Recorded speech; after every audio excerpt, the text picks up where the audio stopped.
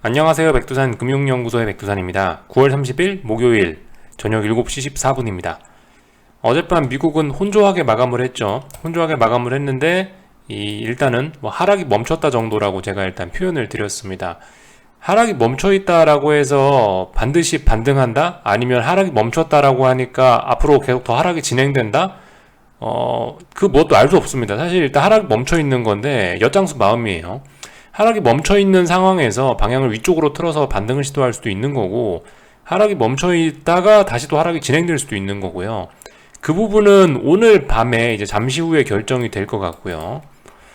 오늘 아무튼 그 영향을 받아가지고 아시아장은 일단은 그죠? 아시아장도 그냥 하락이 멈췄다라고 표현하는 거 정도가 딱 맞는 것 같아요. 하여튼 요즘에 계속 여러분들과 이 화면을 오랫동안 같이 보고 있는데, 이걸 보면서 느끼는 게 아시아는 그냥 특별한 이슈가 없으면은 미국 따라쟁이, 미국 따라쟁이 정도의 움직임이 보통 나타나지 않냐 싶어요. 유럽 시장이 개장하는 대략적으로 이 시간, 오후 한국 시장 마감하고 나서 오후 5시나 이쯤부터 해서는 어떤 시장의 새로운 흐름들이 좀 나타난다는 생각이 좀 들긴 드는데요. 아무튼 아시아장은 우리 한국이 열려있는 그 시간은 그냥 전일 미국의 흐름을 따라간다라고 생각하면 거의 흐름이 틀리진 않는 것 같다라는 생각이 드네요. 하여튼 오늘 아시아장 특별히 드릴 말씀 없는 가운데 하락이 일단 멈췄습니다. 장중에 어떤 이슈거리가 있긴 있었어요. 아예 아무런 이슈도 없는 그런 건 아니었고, 이런 이슈가 있긴 있었습니다. 중국에서 이게 오전 10시쯤에 그 중국에서 PMI가 발표가 됐어요. 제조업, 비제조업 나왔는데, 근데 일단은 당연히 제조업은 안 좋게 나왔습니다. 제조업 PMI는요. 예상치보다 안 좋았죠. 근데 일단 시장 반응은 제가 일단 이때 코스피를 같이 보고 있었는데, 이 지표 나오고 나서부터 오히려 시장이 반등을 하는 것 같더라고요. 그러니까 확실히 이런 점이 주식시장에서 돈 벌기 어려운 점들이 아닌가 싶습니다. 이 선반영이라는 점이 좀 있죠. 확실히 코스피건 중국이건 일본이건 간에 이제 기존에 요 며칠간 좀 빠져놓으니까, 요 며칠간 좀 하락을 먼저 해놓으니까 오히려 이렇게 제조업 지수가 안 좋다라고 이런 악재가 나와버리면 오히려 시장이 반등하기도 하는, 그죠? 전형적인 선반영이죠. 어쨌든 요걸 재료로 해서 오히려 시장이 반등하는 모습이 나타났습니다. 송전 제한 등 여파로 당연히 이거 우리가 예상했죠. 제조업이 안 좋을 거라는 거요. 그래서 요런 점들을 좀 보실 수가 있겠고, 아무튼 이제 요런 지표들이 안 좋다라고 한다면은 이제 우리가 생각을 해봐야 될 거는 스태그플레이션 우려. 인플레이션은 아무튼 강하게 진행이 되고 있죠. 인플레이션은 인플레이션이 엄청나다라는 건 여기는 이런 원자재 가격들이 우상향하고 있는 거, 요런 것만 보셔도 아실 수가 있을 거고, 또 파워르장도 인플레가 심각하다고 했고, 근데 이제 이런 식으로 경기가 둔화되는 이런 모습들이 나온다라고 하면은, 그러면은 이제 좀 스태그플레이션 우려가 생길 수는 있겠죠. 근데 아무튼 지금 이제 이 제조업 지표가 이렇게 안 좋았다고 당장 스태그플레이션이라고 지금 제가 강력하게 주장하는 바는 아니고요. 그럴 수도 있다. 지금 상황에서 경제 지표가 안 좋으면 스태그플레이션 우려가 생길 수 있다라는 점 정도를 일단 말씀을 드리고 넘어가는 겁니다. 아무튼 이 중국에서 저런 일들이 있었고 오늘, 그리고 요즘에는 제가 잘 말씀은 드리고 있지 않지만은 인민은행 오퍼레이션 그래갖고 그 중국판 양적완 하죠. 이거 어쨌든 계속 요즘에는 다시 돈을 풀고 있어요. 왜냐면 헝다 이런 이슈 때문에 계속 보시면 순공급이라고 이렇게 나와 있습니다. 요걸 아실 수가 있겠고, 요거는 참고만 하면 될 것 같고요. 근데 이제 미국이 긴축 그러고 있는데 이거 하나만 합니다. 사실 그죠? 중국이 얼마 전부터 돈 풀고 있는데 이게 별로 약발이 먹히고 있지 않죠. 요런 점 체크하실 수가 있겠고, 그리고 헝다 이런 거는 신경 쓰지 않아도 될 것 같고, 그거를 아셔야겠습니다. 중국 증시가 보시면은 오늘부터 해서 휴장에 들어간대요. 본토는 다음 주 7일까지 휴장이라고 되어 있고, 홍콩은 10월 1일 하루 휴장이라고 되어 있죠. 중국 춘절 이런 거라 갖고 쉬나 봐요. 춘절인지 뭔지 하여튼 그 중국 명절 있죠. 그래갖고 다음 주 목요일까지 길게 본토가 쉰다니까 요런 점들 매매하시면서 참고하시면 좋을 것 같습니다. 통상 중국 시장 개장하는 10시 반쯤 코스피도 변동성이 한번 시장에 나오기 마련인데, 근데 이제 그런 점들이 다음 주에 없어질 수 있겠죠. 요런 점들 보시면 좋을 것 같고요. 나머지는 뭐 특별한 거 없다라고 생각이 됩니다. 그래서 대략적으로 좀 지켜봤고 뭐 이런저런 뉴스들 좀 봤고요. 뭐 일본은 뭐 살짝 하락 마감, 중국은 뭐 상승 마감, 한국도 상승 마감 요렇게 했습니다. 근데 어쨌든 그 전일에 이렇게 오늘 상승 마감하기 그 전일에 낙폭들이 좀 나왔었기 때문에 일단은 뭐 하락이 멈췄다라고 정도만 표현을 할게요. 뭐 일본 뭐 0.31%인데 보시면 하락 N자로 지금 꾸역꾸역 좀 진행이 되고 있는 것 같고, 오늘도 저점 좀 살짝 낮추고 오늘도 뭐 지지력이라는 모습은 일단 잘 보이지는 않고요. 뭐 중국 같은 경우도 그런 것 같아요. 중국 같은 경우도 보시면은 뭐 그죠? 중국 같은 경우는 뭐 양봉의 상승 마감이니까 뭐 어느 정도 지지력 이야기를 할 수 있을지 모르겠는데, 이것도 지금 미국 주식시장 비스무리하게 지금 여기 어디가 지금 어떤 무거운 저항 자리죠. 네, 저항의 직면에 있다라는 거 보실 수가 있겠고, 결과적으로 아시아장은 뭐 미국 따라쟁이가 되지 않을까 싶습니다. 미국이 오늘 밤에 좀 연속적으로 반등을 해준다면은 그러면은 좀 반등할 수 있을 거고, 연속적으로 오늘 밤에 이제 미국이 또 반등을 제한하는 이런 모습이 보이거나 또 하락을 하게 된다면은 아시아장은 또 다시 내일 또 시원하게 또 무슨 일이 생길 수도 있겠죠. 하여튼 그거는 뭐 내일 가봐야 알 것 같고요. 아시아는 뭐 대략적으로 이런 모습이었다라는 거 확인했고, 오늘 한국 시장 같은 경우도 이제 그 영향을 받았죠. 일단 하락이 멈춰 있다 정도로 일단 표현을 할게요. 코스피 같은 경우, 뭐 선물 같은 경우 이 496짜리가 어제의 저점이었는데, 사실 이런 저점 부근에 대한 테스트가 좀 더 들어가야 되지 않나라는 생각도 좀 들긴 들고, 뭐 어쨌든 그러니까 이 결과적으로 495, 496 부근은 다시 한번 얘가 반등을 하더라도 다시 한번 이 부근은 지지력을 테스트해야 되지 않나라는 생각이 좀 들긴 들어요. 아무튼간 일단 오늘 뭐 반등을 좀 하긴 했습니다. 이 400을 넘어갈 수도 있다라는 이야기를 드렸는데, 일단 400을 보시다시피 이렇게 넘어졌고요. 반등, 뭐 미국의 영향에 따라서 더 반등할 수도 있고 덜 반등할 수도 있겠고, 그죠? 근데 아무튼 한 405 정도까지는 가능하다라는 생각은 좀 열어놔야 될 것 같아요. 요 정도 열어놓으시면 될 것 같고, 뭐 405, 406, 그죠? 지금 그 지난번에 말씀드렸던 407.5를 붕괴시키면서 결과적으로 이 시장이 쏟아진 겁니다, 그죠? 407.5 요날의 종가에 붕괴시키면서 이게 쏟아진 거니까, 어쨌든 뭐 당장 개파락을 출발을 했던 요 405자리도 어느 정도 좀 저항이 된 거고, 407.5 요런 자리는 이제 굉장히 무거운 저항이 된 거고요, 그죠? 그래서 아무튼 뭐 반등 올라올 수 있다. 뭐 딱히 여기서 뭐 제가 더 드릴 만한 이야기는 없습니다. 반등 올라오면은 뭐 반등을 활용해서 매도 전략을 펼쳐보자, 뭐 요런 이야기 정도 드리고 있고요. 뭐 그렇다고 여기서 뭐 바로 하락해도 전혀 이상하지는 않습니다. 하여튼 뭐 그런 모습들이에요. 차분하게 대응하셨으면 좋겠고, 뭐 코스닥 같은 경우도 그래요. 코스닥 같은 경우도 반등이 올라와야 될 자리에서 반등 올라오고 있고, 얘 같은 경우도 여기 일단은 여기 요날의 종가가 이날 이 음봉의 종가가 하나의 어떤 저항의 역할을 할 수 있겠죠. 실제로 오늘 그 갭을 거의 다 메운 모습이 일단 보이고 있고요. 말씀드렸다시피 천천히 반등을 활용해서 뭔가를 하시면 좋을 것 같습니다. 어디가 다시 저항일까요? 최소한 여기는 올라오면 안 되겠죠. 1495 이 정도는 올라오면 안 될 겁니다. 코스닥 150 기준으로요. 여기를 강하게 붕괴시켰기 때문에 지금 아래쪽으로 쏟아진 겁니다. 아무튼 분위기상은 이게 쉽게는 잘 죽을 것 같지는 않으니까 분명히 여러분들 한 번 더 가더라도 마음고생 한 번 더 시키고 갈 것 같다는 생각이 드는데, 아무튼 그래서 다시 뭐 이런 자리를 확인할 것 같다라는 느낌 정도는 드는데 잘 모르겠습니다. 일단 하여튼 그 마음 급할 거 없이 천천히 대응하자, 뭐 요 정도. 현금 쓰실 거면 특히 코스닥 시장에 베팅하시고 싶으신 분들은 현금 아껴서 잘 사용하셨으면 좋겠습니다. 코스피야 뭐 241선도 붕괴됐고 뭔가 좀 이 명확히 모습이 좀 약한데, 코스닥은 아직도 엄청 강해요, 그죠? 아직까지 뭐 이제서야 좀 고점을 확인했네, 요 정도 말씀밖에 드릴 수 없는 그런 자리라서요. 코스닥 시장은 아직도 뭔가 좀 반등이 더 강하게 올라올지도 모르겠다라는 생각하고 천천히 좀 접근하셨으면 좋겠습니다. 아무튼 중요한 자리들은 말씀드렸죠. 요날 종가, 또 그리고 1495란 뭐 요런 자리들이 어떤 무거운 저항이다라는 거. 근데 요즘에 그런 저항이 있다고 딱 그 저항에 가면은 무조건 꺾이고 그게 아니죠. 저항 살짝 넘기고 이런 모습들 많이 보여주잖아요, 그죠? 그런 속임수도 얼마든지 있을 수 있다는 생각을 갖고 좀 보긴 봐야 될 겁니다. 예를 들면 우리 지금까지 코스피 보면서 엄청나게 속임수에 많이 당했었잖아요. 뭐 이런 자리에서 아 장대 양봉 나왔다 이제 내일부터 폭등이다 싶어서 들어가면 뒤집히고 그러잖아요. 또 그리고 그 435에서부터 여기 선물 400까지 시원하게 하락시킬 때 결과적으로 폭락 직전에 어마어마한 이날 이때 8월 3일날 8월 4일날 요때 외국인이 거의 선물 뭐 2조원 3조원 가까이 들어왔을걸요 이날요. 그죠? 예, 그거 기억하시는 분들 계실 겁니다. 요날 수급이 어마어마했어요. 선물 몇 조원씩 들어왔어요 하루에.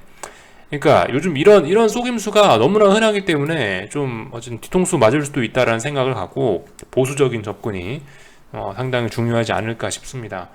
뭐 코스피에 관해서 하여튼 제가 딱히 지금 하여튼 뭐 한국 주식시장에 대해서 딱히 뭐 드릴 말씀이 없어요. 지금 와서 이제 우리가 잘 봐야 되는 거는 결과적으로 한국은 미국 따라갈 거기 때문에 또 파월의장의 립서비스 뭐라고 하시는지 들어봐야 될 것 같고, 미국 주식시장이 얼마나 더 갈 건지 이런 부분을 잘 지켜보는 것 말고는 딱히 없는 것 같습니다.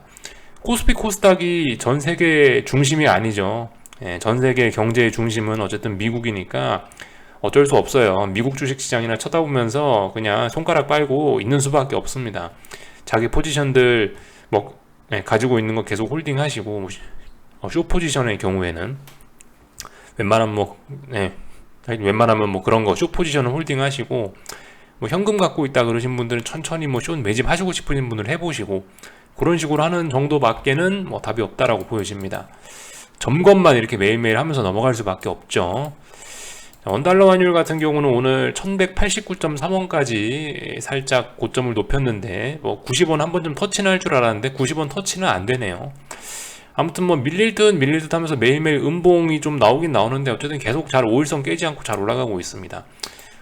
근데 아무튼 지금 제가 아무튼 느끼는 이제 아무튼 미국 시장하고 이런 미국하고 해외 이야기를 하긴 할 건데, 이제 아무튼 지금 제가 눈에 띄는 건 그거예요. 결과적으로 지금 주식시장이 최근에 급락을 하고 이런 게 그 금리하고 달러가 많이 올랐기 때문인데요. 그럼 금리하고 달러가 상승을 멈추면은 주식시장의 하락도 일단 뭐 멈출 수는 있거든요. 그런 점들 좀 잘 생각을 해봐야 되겠는데, 일단은 저기 금리가 10년물 국채 금리가 1.55에서 일단 멈췄어요. 그래서 여기서 얘가 곧바로 넘어갈지 아니면 여기서 계속 조정을 줄지 어쩔지는 아직 몰라요. 그렇기 때문에 어쨌든 근데 일단 여기 저항이기 때문에 당장 뭐 넘어갈 것 같지는 않다라는 생각이 들긴 들어요. 그럼 주식시장의 하락도 일단 일시정지 될 수 있겠죠. 뭐 논리적으로 간다면요. 그럴 수 있을 거고요. 달러 인덱스 같은 경우도 좀 개인적으로 지금은 올라가고 있는데 또 어떻게 하여튼 그 어느 정도 좀 오른 상태에서 지금 여기 어제 장대 양봉을 뽑아놔가지고 전 개인적으로 좀 불안하긴 불안해요. 야, 이거 이렇게 단기적으로 좀 많이 좀 쏘아 붙이면은 이렇게 또 음봉들을 맞으면서 또 어느 정도 좀 조정이 좀 나오지 않을까라는 생각을 좀 해보고 있긴 하거든요. 그리고 방금 보셨다시피 원달러 환율도 어디에요? 원달러 환율도 이 1190원이라는 자리가 무거운 저항인데, 이건 이제 추석 연휴까지 반영된 값이죠. 지금 이 차트는요. 추석 연휴에 이렇게 쫙 올랐었던 거, 이게 지금 이제 추석 연휴가 반영된 그림인데, 아무튼간 지금 보시면 1190원 부근을 지금 이제 지금 쌍고점 만드는 이런 모습들 보이고 있거든요. 개인적으로 지금 이제 이런 모습들을 보면 달러하고 금리가 조금 좀 내려올 수 있다면 주식시장은 조금 뭐 올라가거나 아니면 안 빠지거나 할 수 있지 않겠냐라는 생각을 갖고 일단 보고 있어요. 그죠? 그래서 하여튼 저는 아무튼 그래서 충분히 좀 반등을 기다려도 괜찮지 않겠냐라는 생각을 갖고 있습니다. 그래서 뭐 이런 점들을 일단 좀 살펴봤고요. 그 환율을 보니까 그래서 1190원 자리에 일단 저항에 걸렸다라는 점, 요거 이야기하면서 지금 이렇게 이야기를 끌어온 거죠. 여기까지 이야기를 드렸고요. 뭐 환율 정도까지 체크를 했고, 뭐 옵션 뭐 딱히 뭐 이야기할 건 없는 것 같고, 그죠? 아무튼 뭐 풋옵션이 이제 60일선을 갖고 놀고 있습니다. 60일선을 갖고 놀고 있고, 한국 시장 변동성 지수는 121선 위에서 이제 놀고 있고요. 한국 변동성 지수 121선 위에서 놀고 있다. 정배열이 코앞이네라는 걸 볼 수가 있겠습니다. 여기 있는 그 변동성 지수 같은 경우는 여기 직전 고점 자리가 어떤 저항이 돼가지고 이제 일단 여기 어디서 한번 걸렸죠.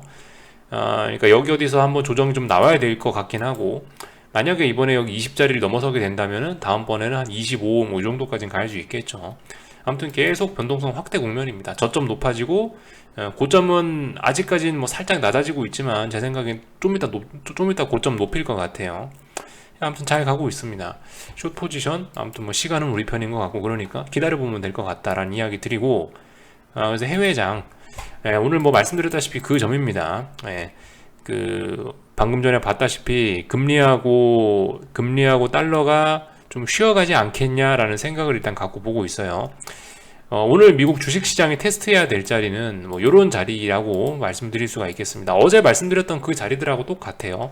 S&P 선물, 제가 어제 S&P 현물 자리에서 차트에서 선을 그어 드렸었는데, S&P 현물에서는 대략적으로 요 자리에다 오늘 아침에 제가 줄을 그어 드렸었죠. 대략적으로 여기 정도? 여기 정도에 여기 정도의 줄을 그어 드렸어요. 그 자리가 4380 정도 되는 자리입니다. 선물 지수 기준으로는 4375 요 정도 되는 자리인데요. 어쨌든 비슷하죠. 숫자상 그렇게 큰 차이는 없습니다. 대략적으로 이 자리가 어쨌든 지금, 그러니까 이 자리 밑에 있으면 4375라는 자리 아래쪽에 있으면 S&P 같은 경우는 위쪽에 있는 고점이 완벽하게 확인이 된 상태인 겁니다. 이 자리를, 숏을 보는 입장에선 이 자리를 안 넘어갔으면 좋겠어요. 이거 넘어갈 수도 있지만 넘어가면은 숏 포지션에 별로 좀 좋지는 않을 거예요. 아무튼 뭐 그 자리 오늘 밤에 또 다시 확인을 할 모양입니다. 어제는 도전했는데 실패했거든요. 오늘 또 다시 4375에 도전하고 있는데 넘어갈지 안 넘어갈지 모르겠고요. 일단 지켜봐야 될 것 같습니다. 아무튼 중요한 저항이에요. 뭐 지금 여기서 좀 반등 나온다라고 해서 이상한 거 없습니다. 그리고 여기 하락한다라고 해서 이상한 거 없어요. 아무튼 뭐 이런 모습들 나오고 있고, 나스닥 같은 경우는 이 아침에 말씀드렸던 그 현물지수에서 말씀드렸던 자리가 대략적으로 요 자리일 겁니다. 14,900이라고 할게요. 14,900짜리 14,900이 대략적으로 어떤 저항인데, 이거 선물지수 기준으로 하면은 14,870 요 정도 되는 것 같습니다. 14,870 정도요. 이 자리가 방금 말씀드렸던 4,375 S&P하고 이 자리가 비슷한 자리입니다. 그러니까 오늘 밤에 이 자리 넘을 거냐 말 거냐 고민을 할 거예요. 근데 아무튼 우리가 이제 S&P하고 나스닥에 좀 차이점이 있긴 한데요. 지금 보시면은 S&P 같은 경우는 이번에 하락하면서 직전 저점을 붕괴시키진 않았죠. 그러니까 아직까지는 뭐 수렴형 이런 가능성이 있습니다. S&P는요. 근데 이제 나스닥 같은 경우는 이번에 보시면 여기 있는 직전 저점 자리를 강하게 붕괴시켰어요. 일단 얘 같은 경우는 일단 하락 N자로 좀 더 진행될 가능성이 있다라고 일단 보여는집니다. 요런 점들이 지금 나스닥하고 S&P의 좀 차이라고 할 수가 있을 거고, 뭐 제가 그렇게 뭐 중요하게 보는 것은 아닌데, 뭐 일목균형표 같은 거 이렇게 한 번씩 보면은요, 제가 일목균형표 이런 건 잘은 모르지만은 대략적으로 뭐 구름대 정도는 좀 그래도 중요하다라고 생각은 하거든요. 이거 S&P, 이거 지금 보는 게 나스닥인데요. 필요 없는 라인들 좀 지우고 이 정도만 볼게요. 저는 구름대 정도만 좀, 솔직히 뭐 구름대가 뭔 의미가 있다 이런 건 잘 모르겠고요. 그냥 구름대가 명확하게 딱 보기 좋잖아요. 시각적으로 되게 간단하게 볼 수 있잖아요. 그러니까 그냥 보고 있는데, 아무튼 지금까지 나스닥 지수인데요. 나스닥 지수가 보시면 이 구름대에 몇 번이나 깼냐, 여기 작년 11월 달에 한 번 깼었고, 2021년 3월 달에 올해 3월 달에 한 번 깼었고, 여기선 뭐 살짝 하루 이틀 정도 깬 거니까 요거는 뭐 없다라고 치고, 아무튼 지금 그래서 이미 나스닥 같은 경우는 여기 2번 붕괴시켰던 적이 있거든요. 좀 보수적으로 보면 3번 붕괴시킨 적이 있어요. 근데 만약에 이제 이번에도 붕괴시킨다면은, 이걸 만약에 4번째나 붕괴시킨다면 뭔가 좀 의미가 좀 다르지 않겠습니까? 그죠? 이 기술적 의미에서 이 몇 번 붕괴시키냐, 몇 번 뭐 돌파한 차가냐, 이런 의미가 좀 굉장히 중요하다라고 보는데, 분명히 의미가 있긴 있을 거예요. 그리고 지금 이 흐름상 나스닥 같은 경우 여기 전저점을 붕괴시켜 놓은 이런 흐름상 N자로 진행된다면 충분히 이번에도 일목균형표의 구름대를 붕괴시킬 가능성은 높다라고 보여집니다. 그렇다면 그죠? 지금까지 말씀드렸다시피 뭐 2번째, 3번째 이 자리를 붕괴시킨다면 이번에는 거대한 추세가 전환될 가능성도 있지 않겠어라고 한번 생각을 해보고 있어요. 나스닥 말고 S&P 같은 경우는 조금 강해서 그림이 좀 다른데요. S&P 같은 경우는 지금 이제 이 자리에서 한 번 붕괴됐습니다. 2020년 10월 달에 일목균형 구름대 한 번 붕괴됐거든요. 그리고 이제 요 며칠 전에 이제 아래 꼬리로 살짝 붕괴시켰는데 이건 뭐 결과적으로 종가상으로는 지켰으니까 붕괴됐다고 하지 않을게요. 아무튼 뭔가 좀 분위기가 좀 다를 것 같긴 하죠. 예, 두 번째로 내려올 건데요. 두 번째로 내려오면 뭔가 어떤 추세 전환을 시도할지도 모르겠다라는 생각. 그냥 하여튼 뭐 이걸 가지고 제가 뭐 엄청난 그 주장 같은 걸 하는 건 아니고요. 하여튼 요런 지표를 오래간만에 살펴봤는데 나스닥 같은 경우는 제법 많이 붕괴시켰더라라는 거. 근데 이제 말씀드렸다시피 나스닥 지수가 종목으로 치면 그 코스피의 삼성전자 같은 거 아니겠습니까? 그죠? S&P 시가총액의 한 20% 30% 정도가 나스닥 대형주인데 나스닥 지수가 꺾이면 분명히 S&P도 머리를 숙일 날이 오긴 올 거예요. 그죠? 근데 지금 나스닥이 좀 많이 약하죠. 그런 점들 정도 좀 보면 될 것 같습니다. 그래서 요 정도 내용들을 좀 지켜봤고, 뭐 변동성 지수 오늘 개파락 출발을 했는데 일단 또 다시 양봉 달고 올라오고 있네요. 아마 이대로 쉽게 죽이지는 않을 겁니다. 그죠? 한국 변동성 봤던 것처럼 계속 얘는 더군다나 한국 변동성보다 더욱더 가파르게 올라갈 것 같아요. 얘는 명백하게 고점도 높아지고 있고 저점도 높아지고 있으니까 한동안 뭐 물론 한 번씩 고난도 겪을 수 있겠죠, 아래쪽으로. 근데 결과적으로는 어떤 큰 시세를 한번 봐야 몇 달 동안 이 하방 경직성 보인 거에 대한 대가를 치를 수 있을 거라 생각합니다. 오랫동안 힘 모았기 때문에 분명히 한번 분출하긴 해야 될 거예요. 그래서 뭐 이런 점들 정도 체크를 했고, 뉴스 이거 하나 말씀드리려다 말았네요.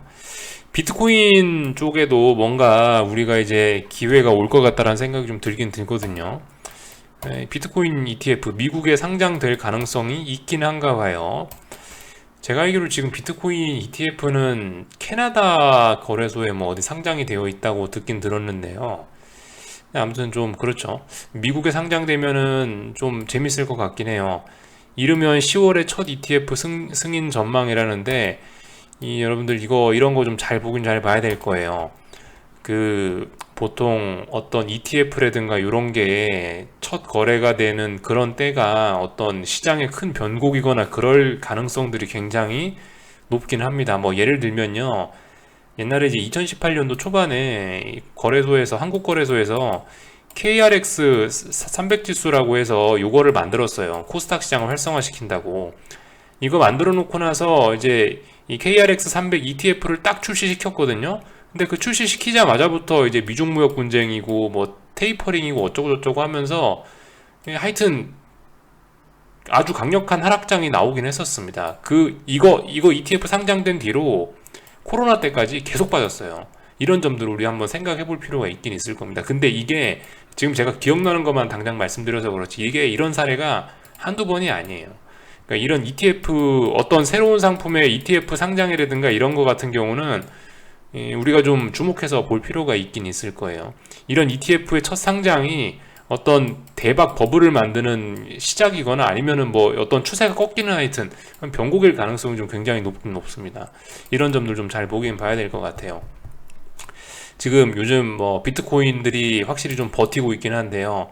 이런 것들이 나오면서 비트코인도 어쩌면은 방향을 꺾지 않을까라는 생각 좀 들고, 그냥 뭐 막연한 생각이에요. 뭐 그렇다는 게 아니고요.